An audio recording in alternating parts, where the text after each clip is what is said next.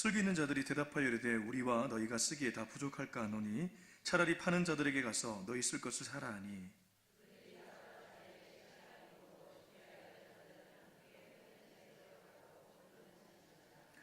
그 후에 남은 처녀들이 와서 이르되 주여 주여 우리에게 열어주소서.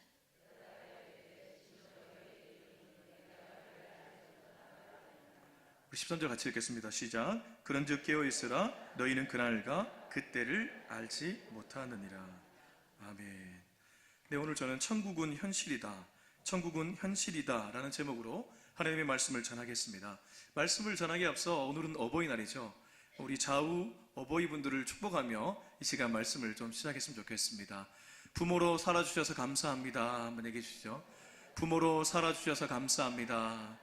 네, 여기 자녀들은 거의 없으시죠? 예, 거의 다 부모로 지금 살아가시는 분들이고 또 손주를 보신 분들도 꽤 계시고요. 예, 이 땅에 어버이로 살아가시는 거 참 고단할 텐데 지금까지 살아와 주셔서 감사드립니다. 성경을 해석할 때는 크게 두 가지의 틀이 있습니다. 이것은 어떠한 성경 해석자도 다 해당되는 부분입니다. 뭐냐 하면 여러분, 성경이 지금 우리 손에 66권으로 들려져 있지만 이 성경이 기록될 당시의 시대가 있습니다. 그렇죠? 오늘 마태복음 25장이라면 예수님과 제자들과 여러 무리들, 이들이 지금 메시지를 듣고 있는데 성경이 기록될 당시의 시대가 있습니다. 그것을 일컬어 조금 부사로 그때 거기라고 표현합니다. 그때 거기. 그때 거기가 있습니다. 두 번째는 당연히 지금 이 시대가 있겠죠. 오늘날의 시대, 저와 여러분이 살아가는 삶의 현장, 아주 구체적인 삶의 현실, 그것을 지금 여기라고 표현합니다. 성경을 읽을 때는, 또 성경을 해석할 때는 이 두 가지에 대해서 정확하게 알고 해석하는 것이 매우 중요합니다. 그때 거기 어떤 일이 있었는가, 지금 여기 그것이 어떤 의미로 나에게 다가오는가, 이것이 성경 해석의 전부라고도 말할 수 있습니다. 그러면 우리가 그때 거기의 눈으로 지금 이 시간 들어가기를 원합니다. 여러분, 우리는 지금 마태복음 25장을 읽었습니다. 근데 마태복음 25장의 전체 주제가 무엇입니까? 사실 열처녀 비유는 우리가 잘 알고 있는 본문이죠. 25장의 전체 주제는 누가 뭐라 해도 천국입니다. 하나님 나라입니다. 하늘나라 비유를 지금 예수님이 여러 가지 비유를 통해서 말씀하고 있습니다. 그런데 여러분, 그것이 전부는 아니겠죠, 당연히. 이 마태복음 25장이 어디서부터 시작되었습니까?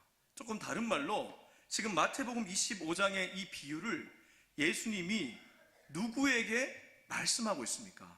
우리 마태복음 24장 3절을 한번 보도록 하겠습니다. 마태복음 24장 3절의 말씀, 우리 24장 3절의 말씀을 같이 한번 읽도록 하겠습니다. 시작.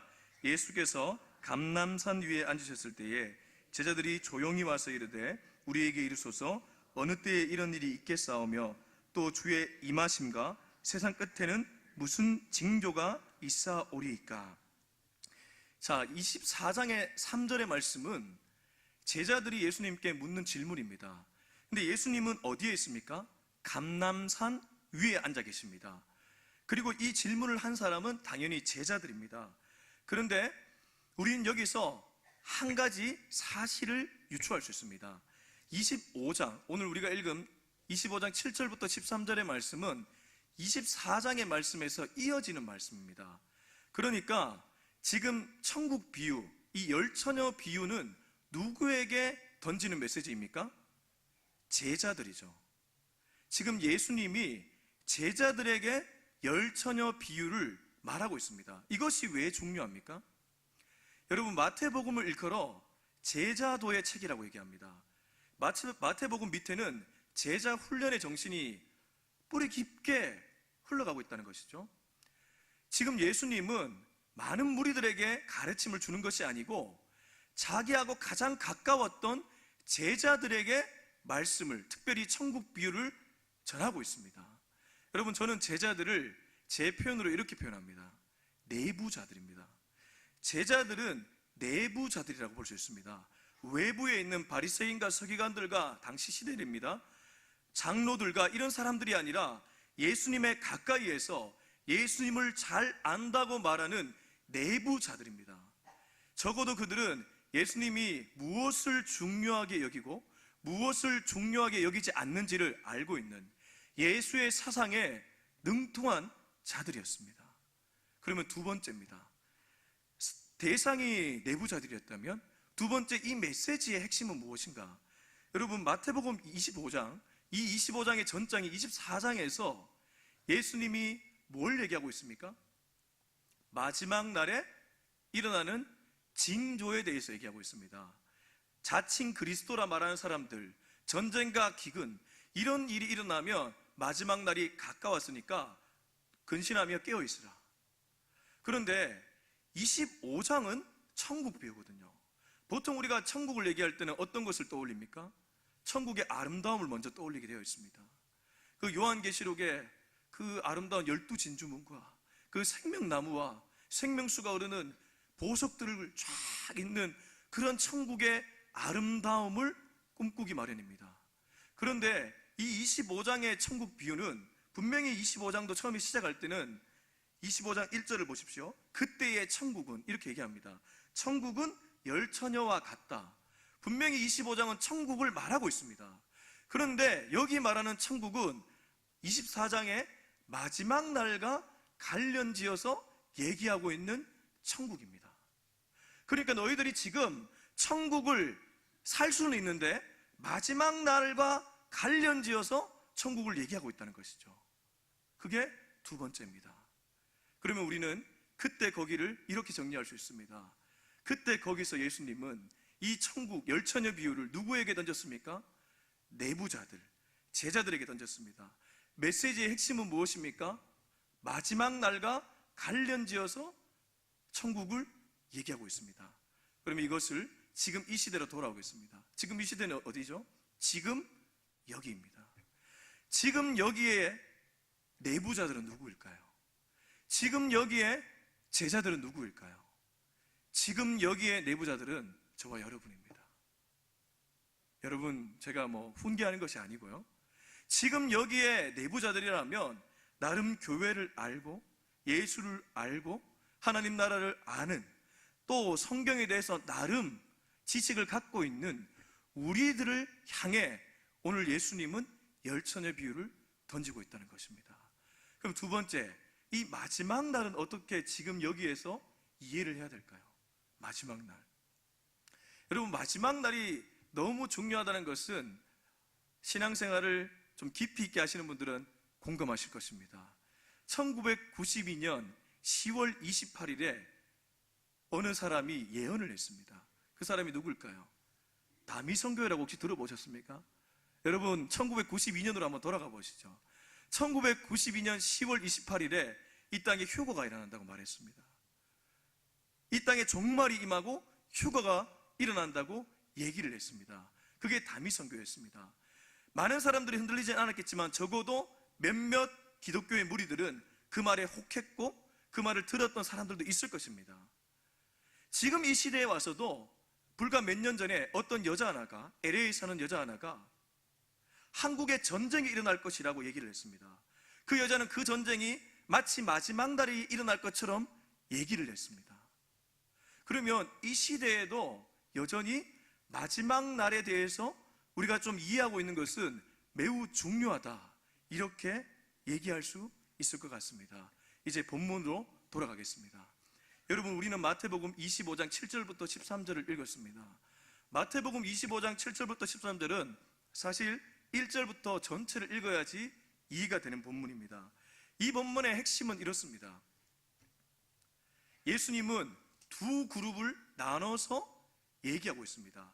한쪽에는 5명이 있고 한쪽에도 5명이 있습니다. 한쪽에는 슬기로운 공동체가 있고 한쪽에는 어리석은 공동체가 있습니다. 근데 이 슬기로움과 어리석음을 나누는 기준이 무엇입니까? 기름입니다.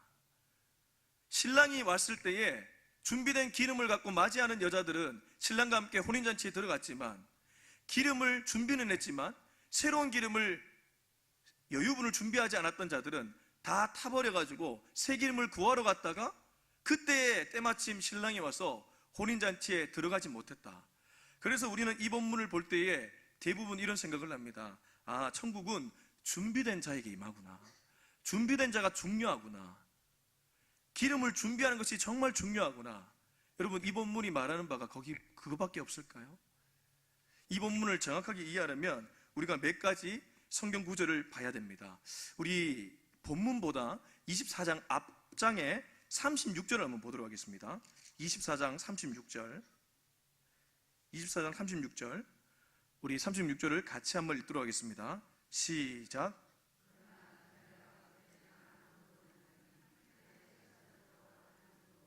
오직 아버지만 아시느니라. 이 본문에서 우리가 흔히 놓치기 쉬운 것이 하나 있는데 24장에도 나오지만 25장에도 나옵니다. 24장에서 예수님은 무화과 나무의 비유를 하신 후에 종말의 때에 대해서 이렇게 얘기합니다. 그러나 그 날과 그때는 어떻게 얘기하죠? 아무도 모른다고 합니다. 여러분, 여기서 우리는 한 가지를 분명하게 알 수 있습니다. 다미 선교의 그 여자, 이 세상에 존재하는 모든 마지막 날을 예언하는 자들은 다 이단입니다. 왜냐하면 예수님은 분명하게 말씀하셨습니다. 그 날과 그때는 누구만 안다고요? 아버지만 아신다고 하셨습니다. 하나님만이 유일하게 종말의 때를 아십니다. 우리는 종말의 때를 영원히 알 수 없습니다. 이게 성경이 말하는 진리입니다. 그런데 마치 본인이 종말의 때를 알고 있는 것 마냥 얘기를 한다. 전부 다 이단입니다. 자, 25장으로 넘어오겠습니다. 25장 5절과 6절입니다.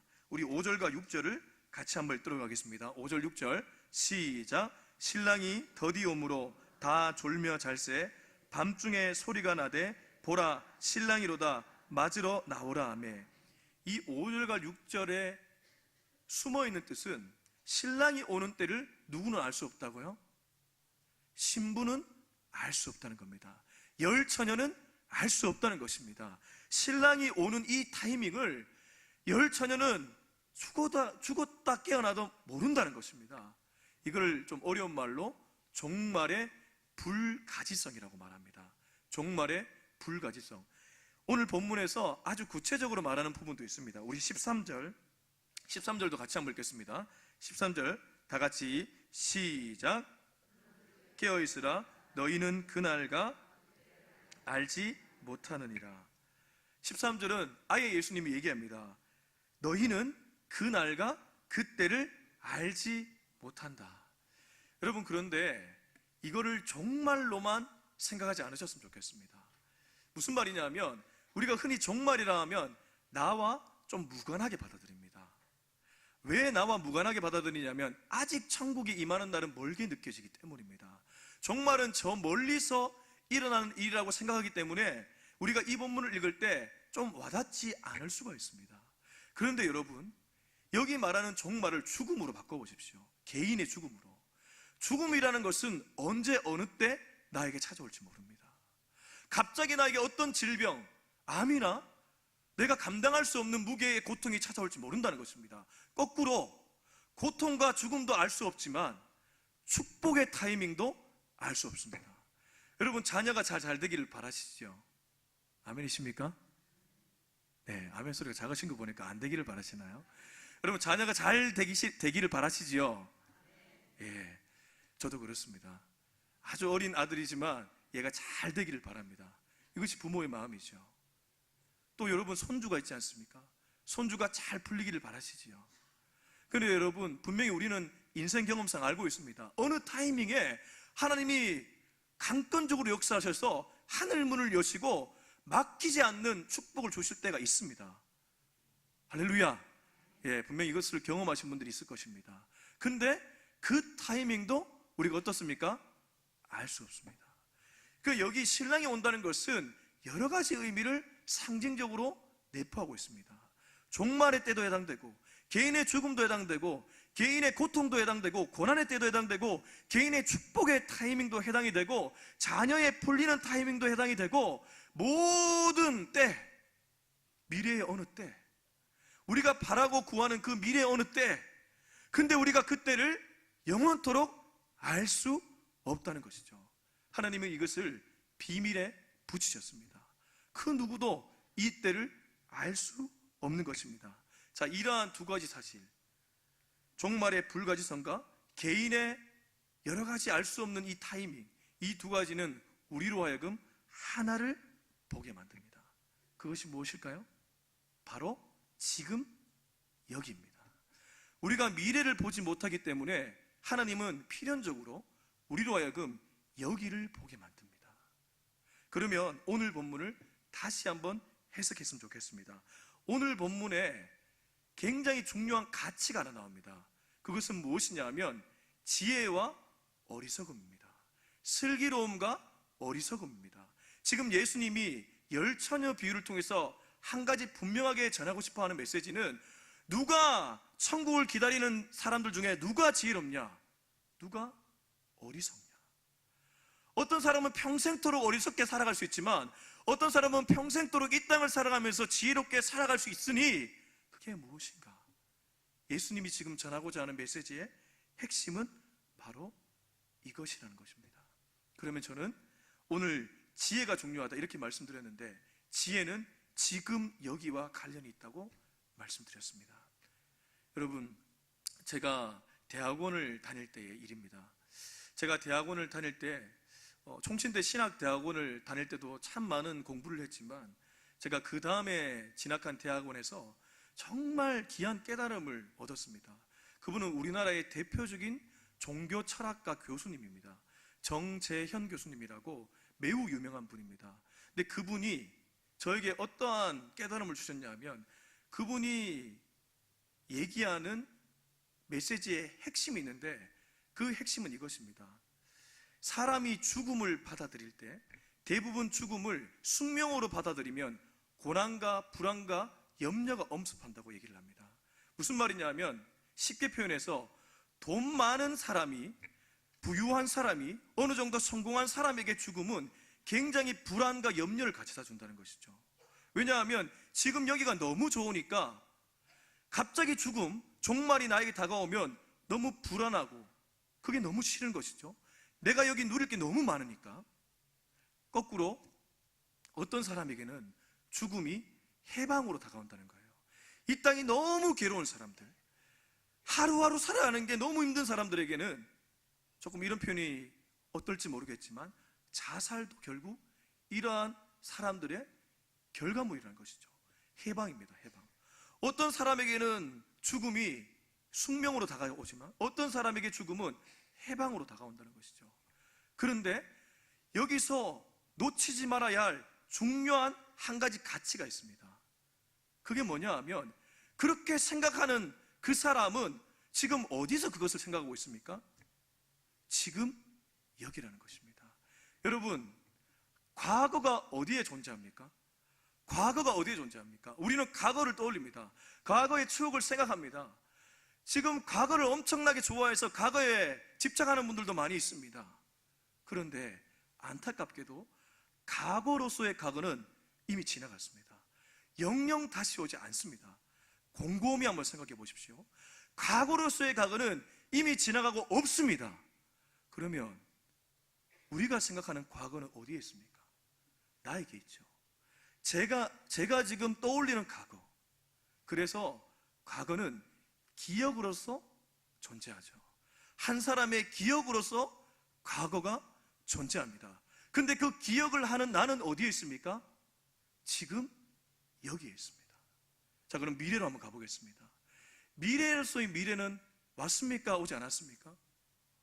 오지 않았습니다. 미래로서의 미래는 안 올 수도 있습니다. 여러분, 정말 재수없는 얘기지만 내일 우리가 죽을 수도 있습니다. 죄송합니다, 여러분. 그만큼 우리는 미래를 알 수 없죠. 그러나 우리는 여전히 미래를 예측합니다. 자녀가 잘 되기를 바라고, 사업이 번창하기를 바라고 여러 가지를 예측합니다. 그 예측이 일어나는 곳은 어디입니까? 지금 여기 나의 기대로 존재합니다. 과거는 지금 여기 나의 기억으로 존재하고, 미래는 지금 여기 나의 기대로 존재합니다. 그러면 가장 중요한 것이 어디입니까? 지금 여기입니다. 현실입니다. 오늘 열처녀 비유에서 예수님이 누가 지혜롭다고 말하고 있습니까? 지금 기름을 준비한 자입니다. 지금 여기서 문제를 해결하는 자입니다. 현실에서 고통을 극복하기 위해 노력하는 자를 지금 예수님은 지혜롭다고 얘기하고 있습니다. 여러분, 이후에 이어지는 달란트 비유, 이후에 이어지는 양과 염소의 비유가 무엇입니까? 지금 네가 서 있는 현실에서 일을 했느냐? 달란트로 일을 했느냐? 불쌍한 자를 도와줬느냐? 지금 거기에서 그 일을 했느냐? 이것이 예수님이 보시기에는 가장 천국을 준비하는 자로서 지혜롭게 살아가는 자라고 예수님은 말씀하고 있는 것입니다. 할렐루야. 사랑하는 성도 여러분, 그래서 저는 제17회 사랑의 바자회를 말하지 않을 수가 없습니다. 지금 바자회는 이루어지고 있습니다. 제18회 사랑의 바자회가 올까요, 오지 않을까요? 올 겁니다. 분명히 내년에도 우리 교회는 18회 사랑의 바자회를 할 것입니다. 그런데 제17회 사랑의 바자회는 다시 오지 않습니다. 또 제17회 어린이들도 다시 돌아오지 않습니다. 그러면 지금 우리는 뭘 해야 될까요? 기도하겠습니다. 하나님 아버지, 우리는 지금 여기 서 있습니다. 지금 여기서 내가 해야 될 일이 무엇입니까? 그것을 찾아 행하는 내가 되게 하여 주시옵소서. 그래서 오늘 슬기로운 다섯 처녀처럼 지금 거기서, 지금 여기서 기름을 준비한 자가 되게 하여 주시옵소서. 감사드리며